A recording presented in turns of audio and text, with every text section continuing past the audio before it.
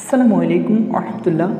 আজকের এই লেসনে আলোচনা করব যেসব বাক্য জানা না থাকলে ইংরেজিতে কথা বলা খুবই কষ্টসাধ্য। তো আসুন কথা না বাড়িয়ে মূল টপিকসগুলো নিয়ে আলোচনা করি। তো অবশ্যই এর আগে একটি রিকোয়েস্ট করব, যারা এখনও পর্যন্ত আমাদের এই চ্যানেলটি সাবস্ক্রাইব করেননি, please subscribe the channel and be active by like, comment and share. তো এই যে প্রথম বাক্যটা হচ্ছে আমার পেছন পেছন আসো। এটিকে ইংরেজিতে বলতে হলে ফলো মি। বোকামি করো না, ডোন্ট বি স্লিপ। তো জায়গাটি খালি করো, ভেকেট দ্য প্লেস। কী জন্য এত কষ্ট করে এলেন? What brings you here?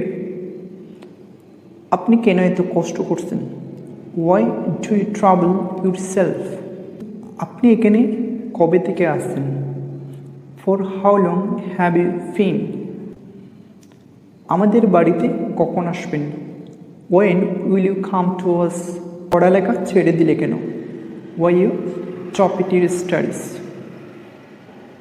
ওকে খেপিও না, ডোন্ট টিচ হিম। বুঝতে পারছো? Did you understand? বোকার মতো কথা বলো না, ডোন্ট টক ননসেন্স। হয়তো আপনার বড় ভাই কোথাও যেতে বের হচ্ছে, এক্ষেত্রে আপনি জিজ্ঞেস করতে পারেন, আমিও কি আপনার সাথে আসবো? May I accompany you? এখন উনি যদি এক্ষেত্রে জিজ্ঞেস করতে চান তুমি আসবে, তো এক্ষেত্রে বলতে পারেন আর ইউ কামিং? আবার কেউ হয়তো আপনাদের বাড়িতে বেড়াতে এসেছে, ওনাকে যদি জিজ্ঞেস করতে চান তুমি কবে এসেছো? When did you come? তো বাড়ির সকলে ভালো তো? How is the family? জুতোর পিতা বেঁধে নাও, টাই ইউর শোলেসেস। আবার কবে আমাদের দেখা হবে? When shall we meet again? তো এছাড়া আরও কিছু গুরুত্বপূর্ণ ছোটো ছোটো বাক্য নিয়ে আলোচনা করব, যেগুলো আমাদের দৈনন্দিন জীবনে খুবই প্রয়োজনীয়। যেমন ধরুন, কারোর সাথে খাবার খেতে বসলে আমরা বলি শুরু করুন, এক্ষেত্রে বলতে পারেন গো অ্যাহেড। আবার কাউকে এগিয়ে যেতে বললে এক্ষেত্রেও বলতে পারেন গো অ্যাহেড বা মুভ অ্যাহেড। শুনুন তো, জাস্ট লিসেন। তারপর সামনে দেখো, লুক অ্যাহেড।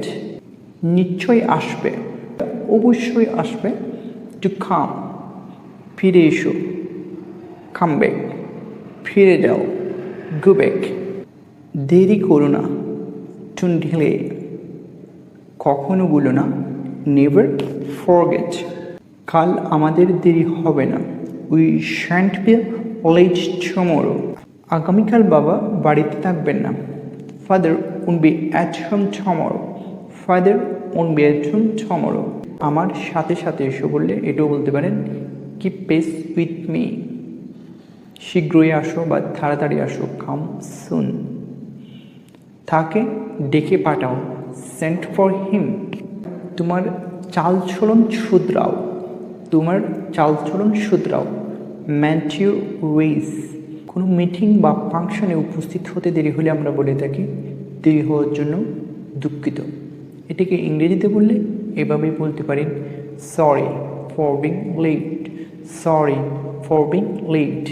বর্তমানে আমরা প্রায়শই এই এক্সকিউজটা দিয়ে থাকি, ট্রাফিক জ্যামের জন্য আমার দেরি হয়েছিল, I am late due to traffic. বা আমার বাসের জন্য অপেক্ষা করতে হয়েছিল, I had to wait for bus. I had to wait for bus. আফসোস করে বলতে পারেন দ্যাটস ডিসকাস্টিং, সেটা খুব বিরক্তিকর। বা দ্যাটস টু ব্যাড, এটা খুবই খারাপ।